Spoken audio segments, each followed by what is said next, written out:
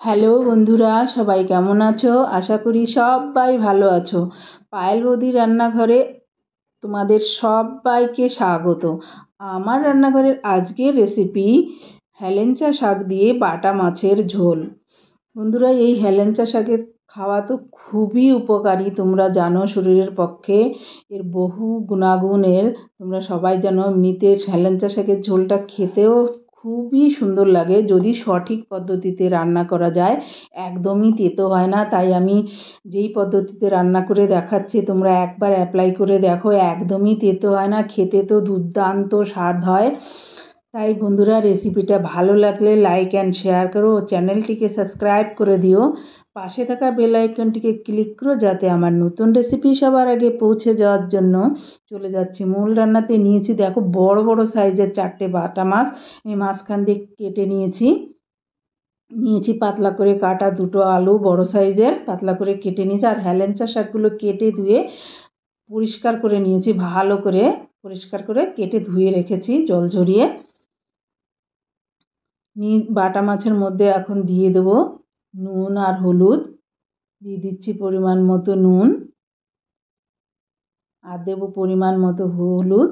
দিয়ে মাছগুলোকে খুব ভালো করে মেখে নেব, মাছগুলোর গায়ে হলুদ আর নুন।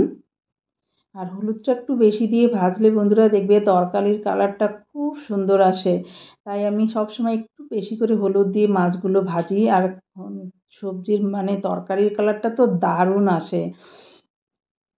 আমার মাছ হলুদ মাখানো হয়ে গেছে, চলে যাচ্ছি ভাজার জন্য।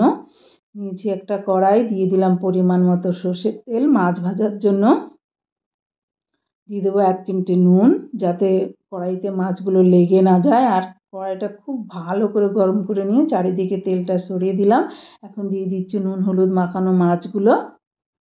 বড় সাইজের ছিল বাটাগুলো বন্ধুরা, দারুণ টেস্টি ছিল মাছগুলো, একদম ফ্রেশ মাছগুলো। তাই মাছগুলো দিয়ে দিলাম।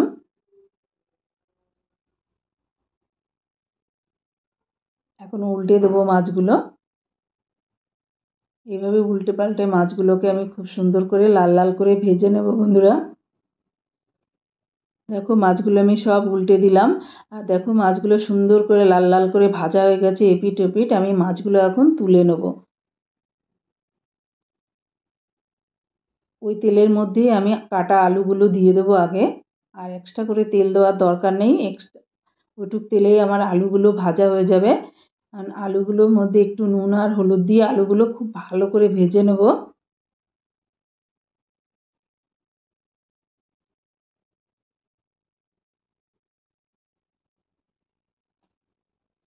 দেখো আলুগুলো খুব সুন্দর করে ভাজা হয়ে যাচ্ছে।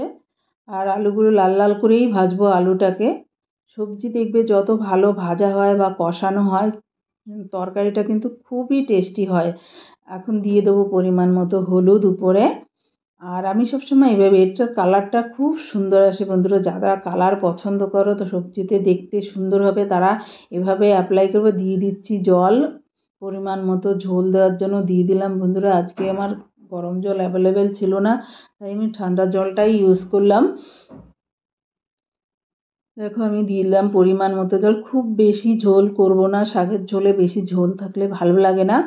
আর শাকের থেকেও কিছুটা জল বেরোবে, আলুটা সিদ্ধ হয়ে যাবে যেটুকু ঝোল দিয়েছি। দেব পরিমাণ মতো নুন দিয়ে এটাকে আমি ঢাকা দিয়ে রান্না করে নেব 7 মিনিটের মতো, যাতে সিদ্ধ হয়ে যায় আলুগুলো। দেখো কত সুন্দর দেখতে লাগছে। নাড়াচাড়া করে দেখবো আলুগুলো একটু সিদ্ধ। দেখো আলু একদম সিদ্ধ, যেহেতু আমি একটু পাতলা পাতলা করে কেটেছি, যেহেতু হেলেঞ্চাগুলো পাতলা পাতলা তাই একই রকমভাবে কেটেছি। দিয়ে দিলাম চেরা কাঁচা লঙ্কা। আমি এটা শুধু কাঁচা লঙ্কা দিয়েই করব বন্ধুরা, তোমরা চাইলে শুকনো লঙ্কার গুঁড়োও দিতে পারো। আর এখন দিয়ে দেবো মাছগুলো, ভাজা মাছগুলো। দেওয়ার পরে এইবার আমি এর মধ্যে শাকগুলো অ্যাড করব। শাকগুলো তোমরা যদি আগে দাও বন্ধুরা তেতো হয়ে যাবে, খেতে একদমই ভালো লাগবে না। তাই এইভাবে রান্না করে দেখো, দারুণ খেতে হয়, দারুণ। দিয়ে দেবো সব শাকগুলো বন্ধুরা, একদম ফ্রেশ শাকগুলো বন্ধুরা, দারুণ সুন্দর ছিল, এত মোটা মোটা, খুবই সুন্দর ছিল শাকগুলো। কিছুটা পাতা ফেলেও দিয়েছি উপর থেকে, হাফ হাফ পাতা ফেলে দিয়ে আর হাফ হাফ পাতা রেখেছিলাম, এই পদ্ধতিতে কেটে নিয়েছি। তোমরাও এরকম করবে, সব পাতা দিলে কিন্তু বেশি তেতো হয়ে যাবে, হালকা হালকা পাতা রাখবে, হাফ পাতা রাখবে আর হাফ পাতা ফেলে দেবে। দেখো কতটা দিলাম, কত কমে গেল। খুবই টেস্টি হয়েছিল জানো তো এই হেলেঞ্চার ঝোলটা। আর তোমরা তো জানো হেলেঞ্চা খাওয়ার অনেক ভালো, শরীরের পক্ষে উপকারী। ঢাকা দিয়ে আবার 5 মিনিট রান্না করে নিলাম। আর এই শাক সিদ্ধ হতে খুব বেশি টাইম লাগে, খুব বেশি তোমার সিদ্ধ হলে, জাল হলে দেখবে তেতো হয়ে যায়, তাই খুব বেশি টাইমও লাগে না। আর বেশি সেদ্ধ হলে ওর কালারটাও চলে যায় বন্ধুরা। দেখো আমি কিন্তু ফোড়ন দিইনি সবজিটা, আমি এখন ফোড়ন দেবো। তোমরা জানো আমি এই পদ্ধতিতে ফোড়ন দেই। মাছগুলো আমি আগে সব তুলে নেবো, নাহলে ভেঙে যেতে পারে বন্ধুরা। সবাই খেতে বসলে ভাঙা মাছ দিলে ভালো লাগে না দেখতে, আমার তো একটু লজ্জা লজ্জাই করে ভাঙা মাছ দিতে।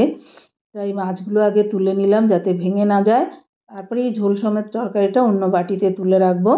এখন আমি চলে যাচ্ছি ফোড়নের জন্য। দিলাম অল্প তেল আর দিলাম 4টে শুকনো লঙ্কা, এটা ফোড়নের জন্য।